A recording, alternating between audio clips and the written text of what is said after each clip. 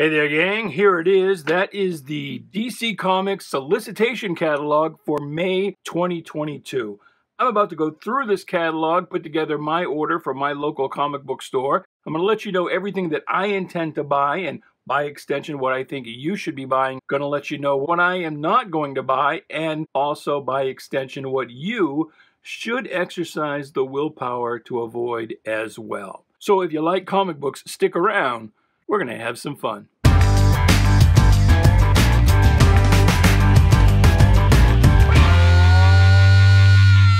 Hey there, Bubby. Welcome to Shanghalla. My name is Duke, and this is a pull list episode. We'll be looking at the DC Comics coming to a comic book store near you in May of 2022. And yes, right up front, I do know the June catalog. Can you believe we're about halfway through the year already? But the June catalog is either out now or out imminently, soon. But I am just now putting together my order for May, the order that I placed with my local comic book store, which is .com Comics in Freeport, Maine. And so I thought I'd walk you through kind of my process of doing that. We're going to do another one of these videos. There'll be one a day posted around 5 p.m. or so Eastern Time. One for DC, then we'll do one for Marvel, one for Image, one for the so-called premier publishers, which is Dark Horse, Boom, Dynamite, IDW, and then we'll do another one for all of the smaller publishers. Before we get into this catalog, let's take a quick look at my order from April. These are the books that I ordered last month, which are due to hit the stands next month. And you can see here that I ordered 7 DC comics with a total retail value of $30.93. That represented both in terms of quantity, actual number of books. I ordered 39 books that month. And in terms of dollar value, both coincidentally were 17.9% of my order. This is a drastic reduction. Most of my collecting life, which is a period that probably goes on longer than you've been alive, for most of my life, DC Comics has been at least half of my monthly order. Well, I say monthly order, going back to, when I bought comics directly off the newsstand or in the local comic book store without a pull list. But certainly since I've had a pull list, right up until a couple of years ago, DC was about half of my order. So of these books here, the Flashpoint Beyond was something I had to kind of hold my nose in order, just out of a morbid sense of curiosity. The other books, Monkey Prince, I've got the first 2 issues now. I haven't got around to reading that yet. One Star Squadron has been pretty good. A little decompressed, but still, a fun read. World of Krypton has been just absolutely abysmal. And that's really disappointing because I really enjoyed the Superman 78 series by writer Robert Venditti. I had high hopes for this, but it is really just a rehash of things you've seen before. So incredibly decompressed. Literally just about nothing happens in any one issue. It's like one beat spread over the 20-some-odd pages. So I would actually drop that book, except that it's a mini-series. This is the penultimate issue. What the hell? I'll go ahead and finish it out just to have the complete set because I'm a fanboy. I'm that anal. Blue and Gold, been okay. It's certainly not the high point of the Kevin Maguire Bwahaha years. I guess I should give a shout out to Keith Giffen and J.M. DeMatteis as well, but I consider that the Kevin Maguire years. There's the second issue of Flashpoint Beyond because DC likes to do this thing. DC Marvel as well, knowing that the retailers will order up on something sight unseen and then drop their orders once the customers have a chance to react to it. They sort of double up, try and get as many books into the order chain before those books actually hit stores. And so there are 2 of those Flashpoint Beyonds this month, or next month, I should say. And then Trial of the Amazons, Wonder Girl, I just bought because I do like that Wonder Girl character created by Joelle Jones. She seems to have been, put out to pasture prematurely. So that's a book that will go away. So I've got at least room for 1 book in my order next month. Well, let's go through the catalog now and see what we've got. We'll talk about all of these things, what I think of them, good and bad. Oh, before we do that, I want to show you this. This is something else I need to show you. So, DC has solicited for May 57 books by my count. Now, that's just the comic books. What what an old fart like me recognizes as a comic book, what my grandfather would have called a funny book, and what you younglings derisively refer to as a floppy. So this does not count, Mad Magazine. It doesn't count any graphic novels. There weren't any new ones that I saw this month, just, collections. The only new thing I saw was one of those YA graphic novels. So it's not counting that. And it's also not counting the 3 free comic book day editions that we'll see. Those are standard comic book format, but they kind of fall outside the realm of what it is that we'll be looking at here. 57 books. Now that is more better, to coin a phrase, because in recent times, DC has published upwards of 70 or 80 books a month. Way, way, way too much. Really, what the market can stand, I think, is something closer to what DC what their output was in the, the 60s, the 70s, into the early 80s, which is right around about 40 books a month. I mean, that's still 10 books a week. And I mean, most collectors, rather they're, certainly not casual consumers, but certainly most hardcore collectors even aren't going to pay for 10 comic books a month. They're not at current prices anyway. And when they do, nobody's going to buy all 10 DC books a month. Almost nobody. They're going to mix in different things. And, what they're more likely to buy is by genre. I like all superhero books, or I'll buy all Western books or sci-fi books or something like that. They're probably not going to buy 10 DC books. Again, the only reason DC would even need to put out that many books in a week would be just to try and hit as many different genres as possible, to try and pick up as many kind of readers on the outskirts. Of course, DC's philosophy these days is that if a little is good, more is better. And it's recognized that it really has just one kind of consumer left standing in the marketplace. And that is why, oh my God, look at this chart. Well, wait, before we get to the chart, hold your anticipation, Bat fans. I do want to mention the median comic book price right now has been a while, $3.99 for a 32-page package. That's the whole package. That's not just the story, although the story is generally around 20 pages in that format. But the average is creeping up. The average of these 57 books, $4.71, with an average page count of 37.2 pages. That's way too much. When you're talking nearly $5 for a reading experience that in most cases these days is going to last at best about 10 minutes or so, and you're not going to get a full complete story, you're only going to get a little snippet that you're going to have to keep coming back at $5 a month for the next 6 or 7 months to get anything close to approximating a full story. That right there, what you're looking at, that's why the comic book market is failing, in my opinion. But anyway, onto the chart that I had referenced. You can see here that of DC's 57 books coming out next month, 20 of them are Batman books. Holy cannoli, 35% of the line. That's a lot. And if you count the, kind of the Batman family books, the ancillary Bat-related books, your Catwoman, your Harley Quinn, your Robin and Nightwing, things like that. That's another 6 books. 45.6% of the line, nearly half the line is Batman related. Now, when I was growing up in the 70s, you had at most 5 Bat books. You had Batman, Detective Comics, Brave and the Bold, World's Finest, which was the Superman team-up, and then, most months Batman would appear in Justice League. And even that was a little bit of Bat overkill at times. But holy frig, 20 books a month of Batman. It's too much. DC's oversaturating the market. They're going to drive up, because if all of a sudden a majority of the readers decide they're sick of Batman, which is likely to happen with this damn much Batman, DC is, no good way to put it. I'm just going to have to, risk incurring the wrath of the algorithm or the YouTube censors. DC is fucked. So anyway, on that lighthearted note, let's go ahead and take a look at this catalog. There's the cover again, promoting Milestone.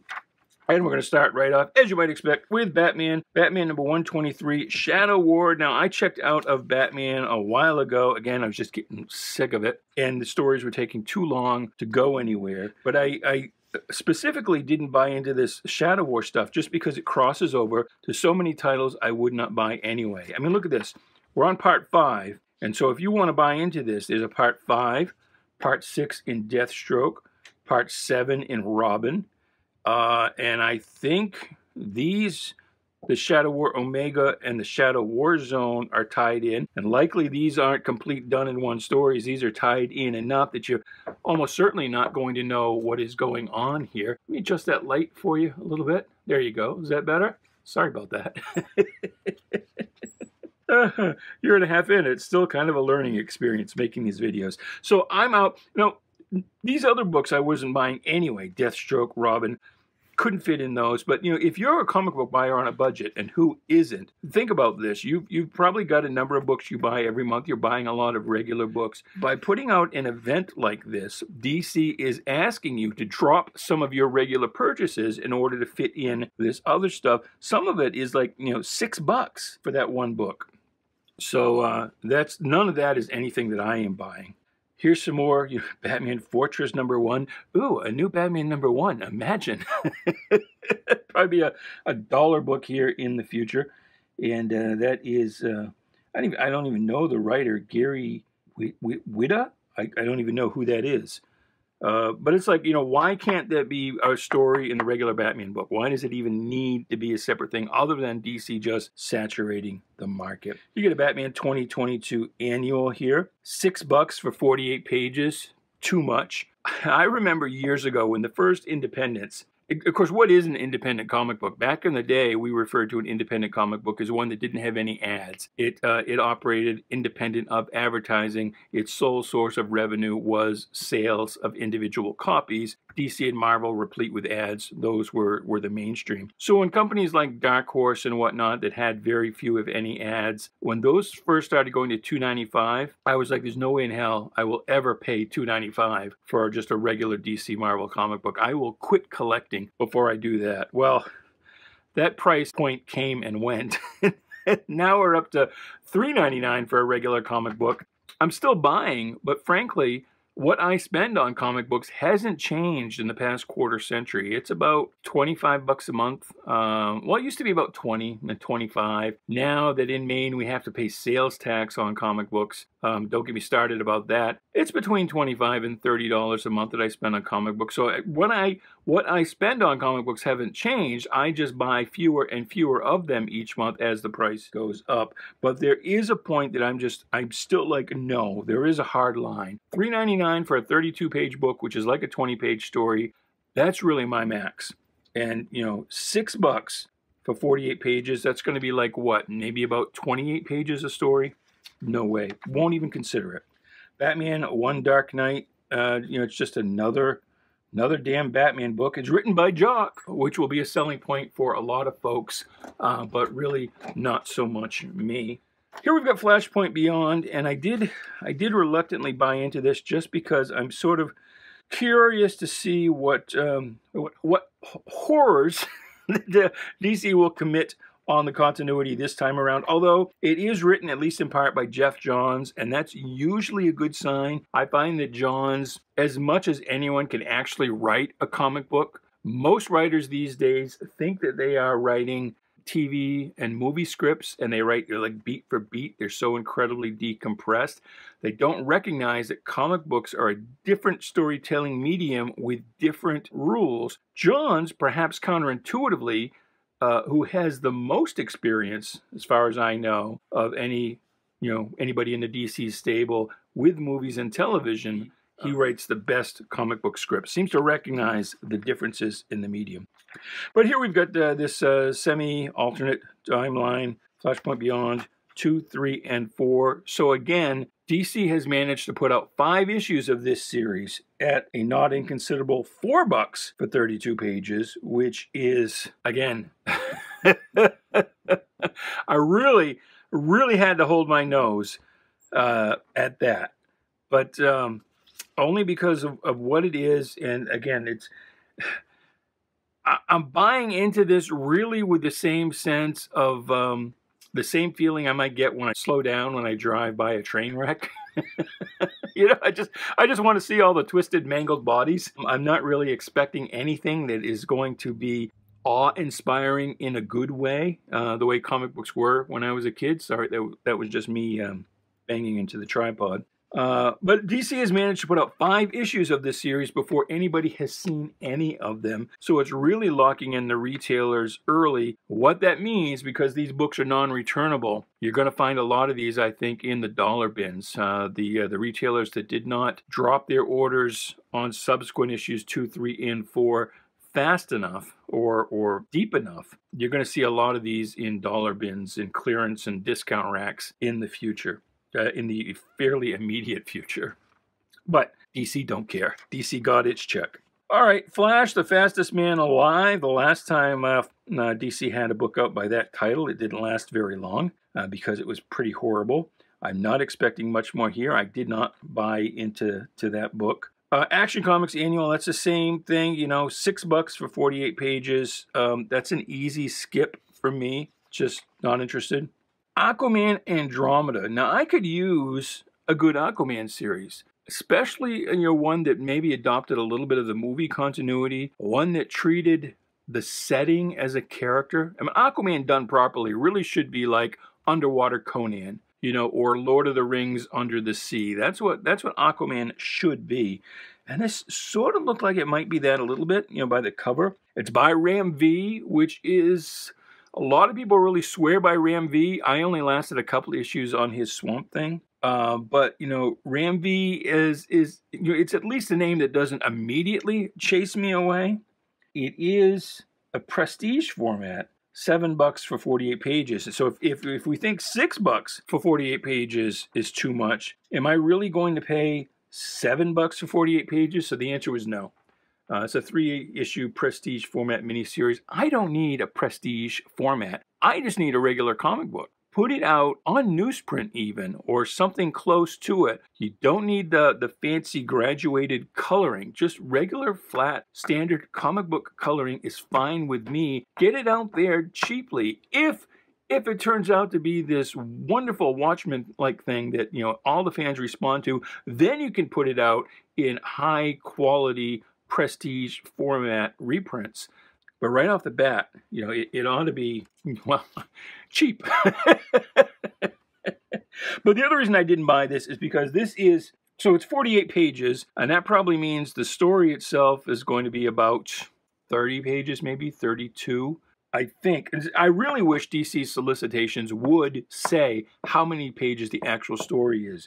In a prestige format, this could be no ads at all. It could be all 48 pages of story. Although, does that page count include the covers? Maybe not. Sometimes they do. Well, with the 32 pages, it doesn't. Sometimes at this size, it does. Hard to tell. But if it does have ads, it could have as many as 10 or 12 pages of ads. So I wish I did say that. But when you have a limited number of pages, however many it is, and you've got here 3 pages, well, no, 4, because that's a double page spread. You got 4 pages here, nothing happens. Look at this. Here's just, kind of a pinup, which isn't even really like, a Jack Kirby or a Jim Steranko double page spread where it's just overloaded with things to look at, like a what's his name from the Golden Age that did those Marvel covers? Schomburg, is that right? Alex Schomburg, where you could just stare on that for hours and still find something new to look at. Not that they were overstuffed and hard on the eyes, but this you got like up here. There's nothing. Now maybe there's some dialogue here. Or some narrative or something. One would hope at least, but it's not on this anyway. So really, visually, nothing is happening here. It's just a establishing shot, which, well, it doesn't establish much. There's not a lot going on down here. It looks like, was that a little ship shooting out of there? Maybe, hard to say. Looks like we started with some kind of underwater radar sonar image, and then that must be the person driving the thing. So one assumes that there is going to be some narrative there, but again, how much? Is it going to be enough to really drive the story? Then here, what happens? Without words, what happens plot-wise on this page? A fella takes a few steps and then looks into the distance contemplatively. That is writing and a drawing as if you're storyboarding a TV script. That's every single beat. you know, the walking, the close-up, the moon, the hand, the face. That's too decompressed. This whole thing could have been done in like 2 or 3 panels. And then here we've got what? Nothing. Aquaman stands on a rock, looks into the distance, jumps in the water. That's a full page. That could be 1 panel, just Aquaman jumping into the water. That's another reason why I'm not going to buy this. One, because it's $7 damn bucks, but also because I have zero confidence I'm going to get much for my $7 bucks, because here's 4 pages in which virtually nothing happens, at least visually. So the plot action is going to be pretty thin. All right, I beat that up. Moving on. Earth Prime, these are basically the CW TV show books. I have not been watching the CW shows much, so I kind of passed on all of these, except I do really enjoy the Stargirl series. And so I did get this one, partly because it's by James Robinson, who is usually pretty dependable, mostly because the art is by Jerry Ordway. I'm a big Jerry Ordway fan. He hasn't done much in recent years. Glad he's getting the work. I want to support that, even though it is $6 for 48 pages. This is a 6-issue limited series, but again, I'm just getting the 1 issue by the artist I like with the character that I have been following. So I am going to get that book. All right, well, here we're going to get another lesson in decompression. Now, this Justice League is turned into Dinosaurs. That's fun. I could get into that, but I could get into that as like a scene or two in a regular issue of Justice League. I would probably look back on that fondly for years to come, but I don't think it needs to be 6 issues. And, half a year. And it definitely doesn't need to be 6 issues, as we can see from here, because look, here's a double-page spread. Nothing but Batwolf here jumping over a log. That's all that is.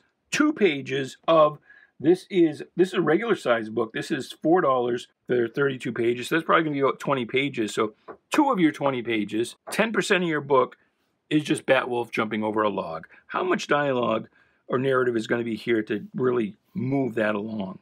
And so here, again, a full page, monster and Batman looking at each other, close up on the monster. Nothing happens. Here we've got, the monster leaps. They tangle a little bit.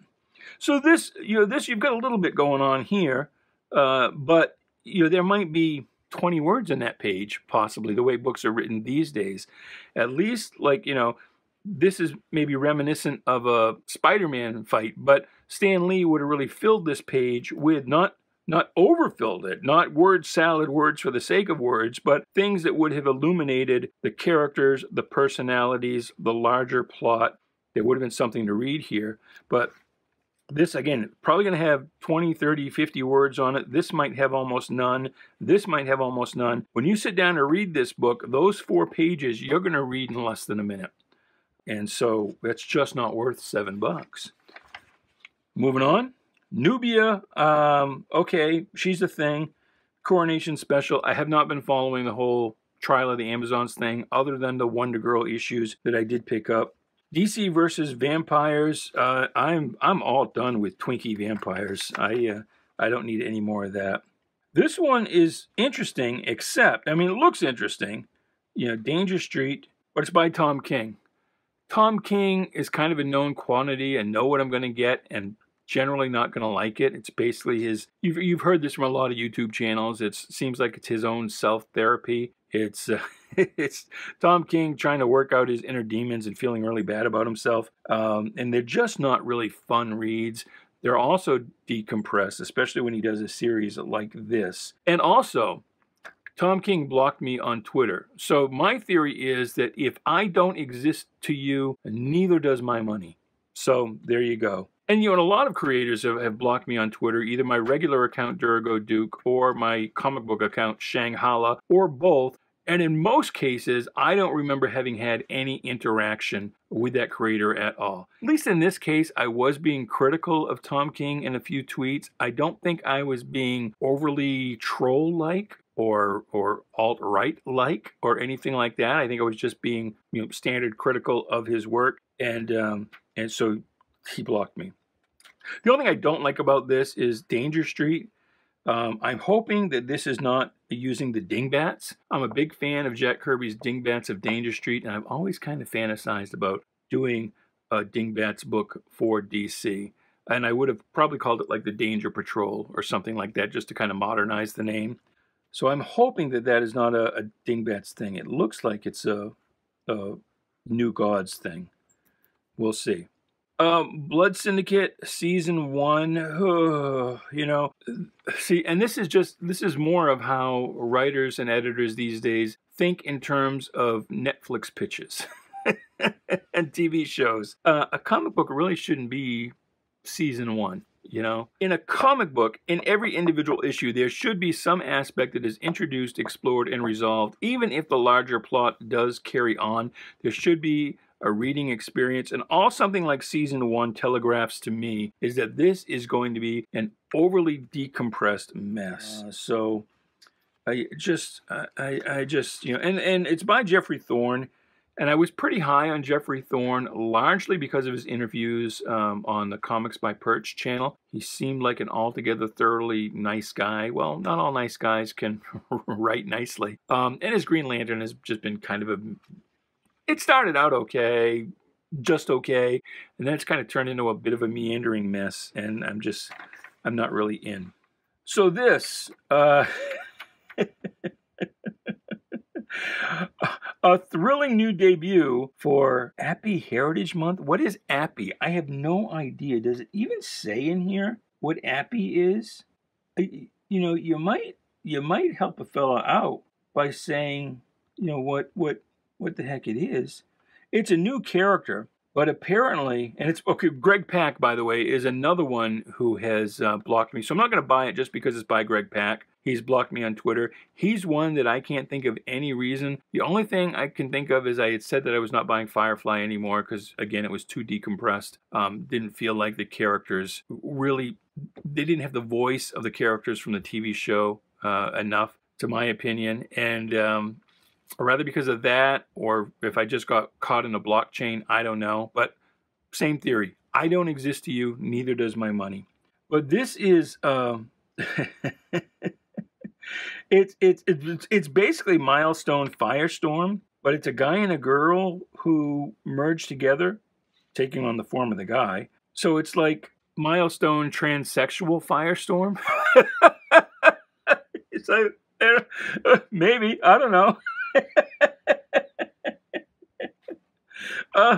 You know, and it's not, you know, that unheard of. You know, Dr. Occult, you know, the oldest hero in the DC universe. Not that he's been used over much, but when Roy Thomas kind of tried to do him in the 80s, he had Dr. Occult kind of sharing a psyche with his girl Friday, Rose Psychic. But it's a husband and wife, actually, that end up sharing one body.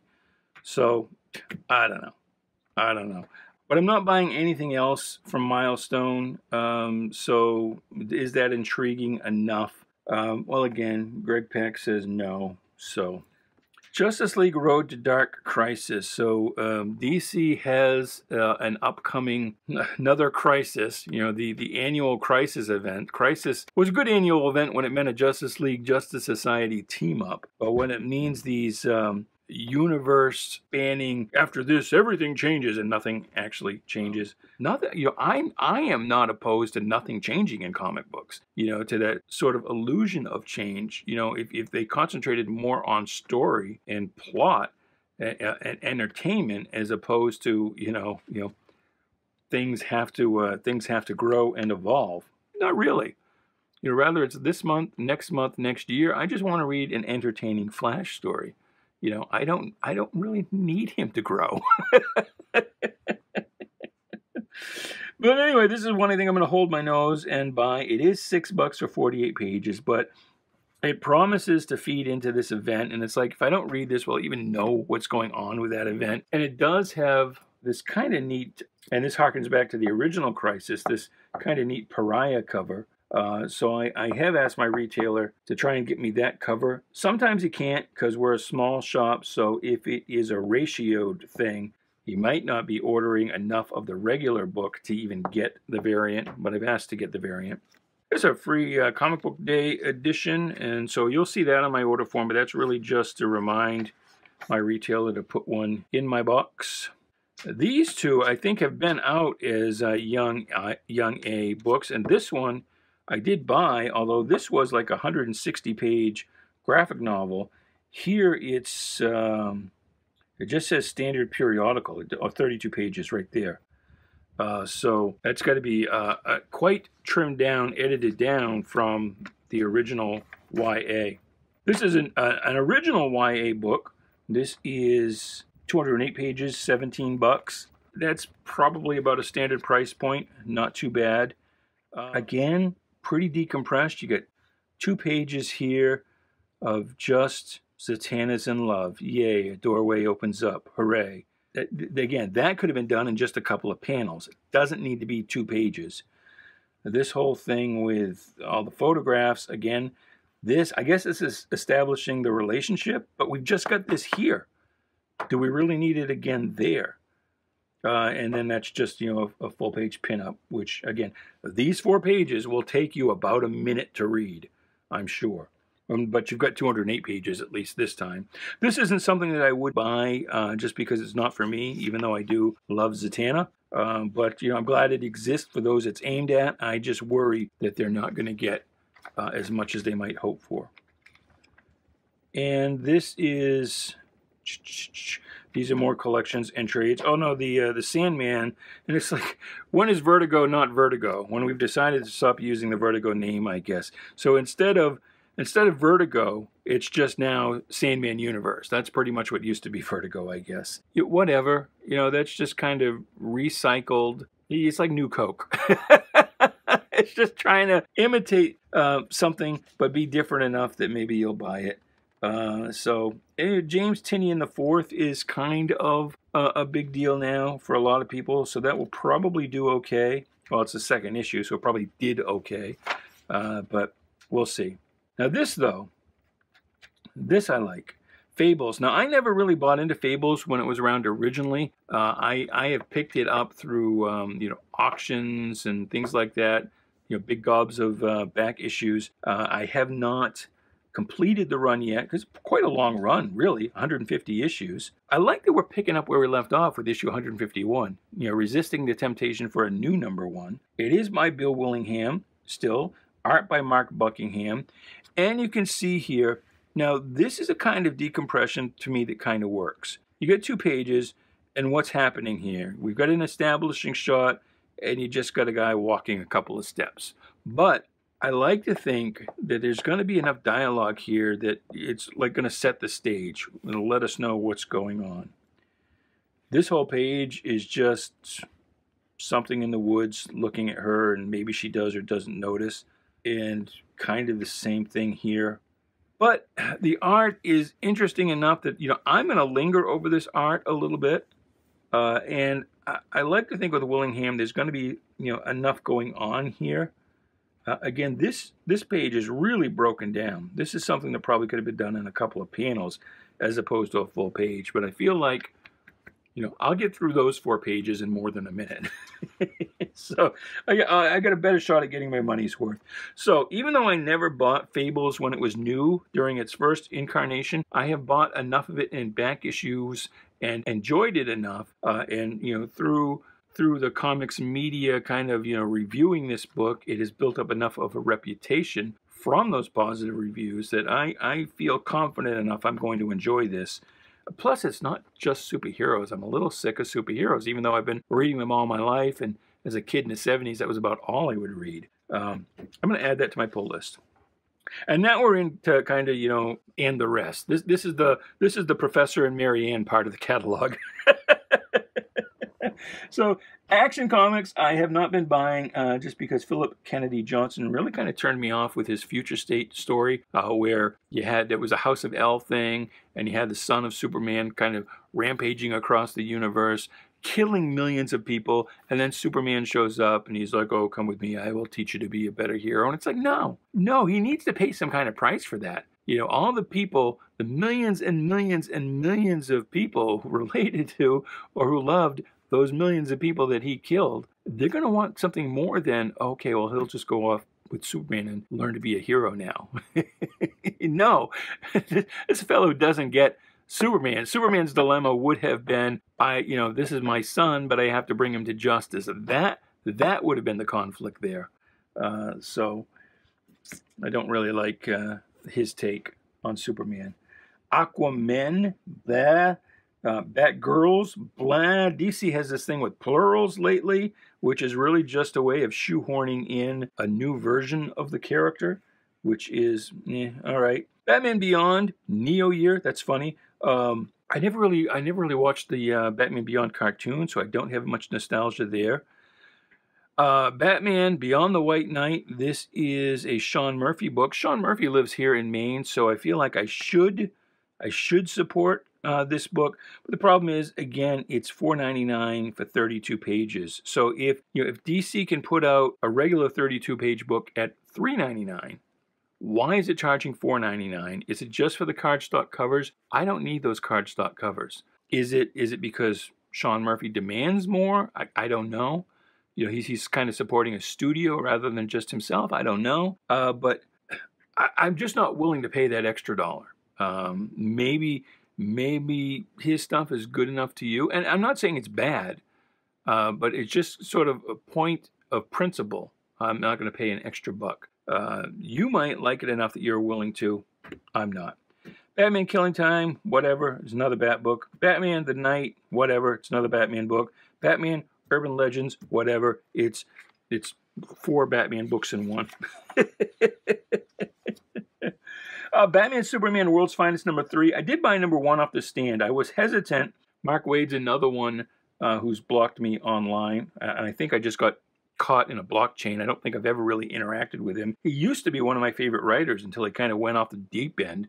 About the time he was at CrossGen Comics in the 90s, he went totally batshit insane, and he's been kind of a woke asshole online. It's one of those things like, I'm really glad Twitter didn't exist when I was a kid. I'm glad I didn't know what Marv Wolfman and George Perez or John Byrne thought about politics. Just for the fan press, I probably got enough of John Byrne, more than I needed. So I haven't pre-ordered this, but I will continue picking it up on the newsstands. Catwoman, I just don't feel like Catwoman really needs her own series. That's just a little too much of her. Detective Comics, I'm just kind of out of all the Bat books right now. Future State Gotham, I thought Future State was crap. I did buy some of those books. And this whole thing with the controller, the magistrate, whatever, it was all just so standard blah. Harley Quinn, I enjoyed the HBO Max Harley Quinn show, cartoon, once I got used to the F-bombs. But Harley, like Catwoman, and perhaps even more so, is something that, I could use in limited doses. I don't really need a full ongoing series. I Am Batman, good for you, another damn Batman book. Justice League versus Legion of Superheroes. I am obligated to pay for this because I am a big Legion of Superheroes fan, so I'm going to buy that, even though the first issue of this was, I want to say, in 50 years of collecting comic books, may have been the single worst book I've ever read. It was just awful, a complete and total waste of money. It stank of Brian Michael Bendis just going through the motions and finishing out a contract. Like, he'd been contracted to do so much work, and so he had to hack out some stuff. It's just awful. But again, I've got to get it because it is Legion. Love the Legion. Looney Tunes, I will sometimes throw in a copy of Looney Tunes when I'm not quite at budget. With all the other books that I am buying this month, and again, future videos will see some of that. I didn't get this book. I mean, if the retailer gets a couple extra copies for the stands, and if I have a short week when the books are actually released, I might grab a copy. But I did not throw that into the pre-order this month. There's Mad Magazine, Monkey Prince, as I said earlier. I really just bought that just because of the title, if I'm being honest. I'm like, what in the hell could this be? Well, let's give it a shot. Naomi, the best hero ever. No Naomi for me, please. That's another one of those season 2. Nightwing, I've never been a big Nightwing fan. I know a lot of people are, but I don't really get the point or purpose of Nightwing. of Dick Grayson. I don't know. I think if it was more of a noir kind of a book, maybe, or it had something else to set it apart. But to me, it's just Batman Light, you know. One Star Squadron, told you I've been enjoying that. Rogues, look at this. This is also $7 for, is that 48 pages? Yeah. So that's, you know, that's a price point I'm not going to support. Suicide Squad, I don't know. I really enjoyed the most recent Suicide Squad movie, but I just can't work up enough interest to put it into my regular order. Primarily because in order to add it, I've got to cut something. Superman, Son of Kal-El, the less said, the better. You know, in part because, you know, I read Superman 2020 back in 1980, so it's nothing new there for me, except the, you know, the part that is new, and that's the part that it's like, why? You know, because I got to tell you, you know, it's not the fact that he's gay so much is that his sexuality is seemingly, at least from a marketing stance, the focus of this book. And I got to tell you, when I was a kid and now as an adult, comic books are an escapist form of fiction for me. I really don't need the romance, you know, and maybe it's a very, you know, bubblegum chaste way of looking at things. But when I was a kid, Superman kisses Lois, you know, gross cooties, but that was never the focus of the stories. Yes, Superman's in love with Lois, hooray, hooray. But the story was the story. How was Superman going to overcome this villain this month? It wasn't all about his home life and soap opera stuff and his sexuality, you know? And so I just don't need that aspect in my comic books. It's not what I buy comic books for. I want to see, rather we're going to call him Superboy or Superman, overcoming, you know, great challenges and the villains and the daring death traps and whatnot and the cool technology.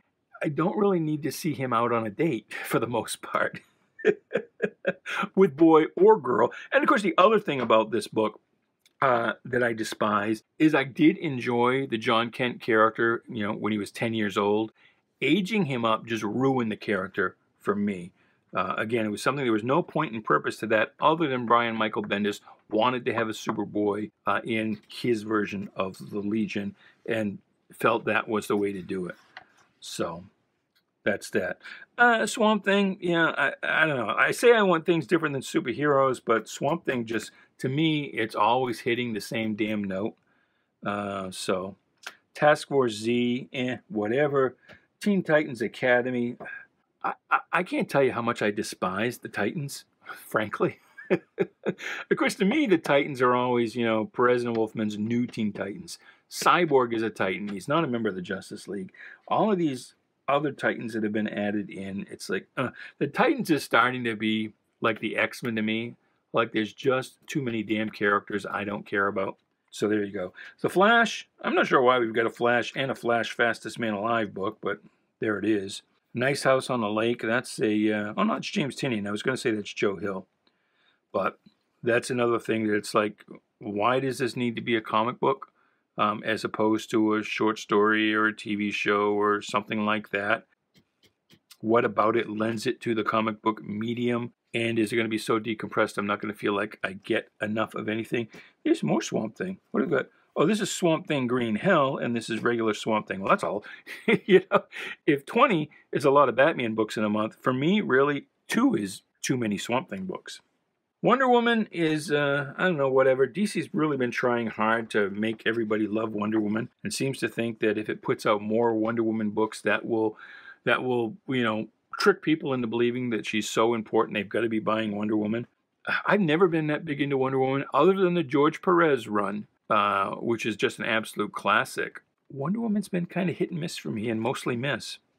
And then finally, World of Krypton, which we talked about as being really kind of abysmal.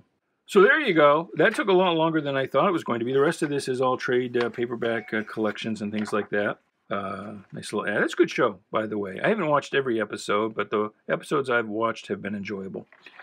So anyway, I'll take a look at my actual order here for May, and we're up to 10 books. So we went from 7 to 10 books, and you can see here as a percentage, because I do have my full May order completed, 26.3% of my order, both in terms of raw issues and retail dollar value. So I am getting all three, and this is where most of it comes up on those 3 Flashpoint Beyond books. I bit the bullet, you know. I disobeyed my own rule.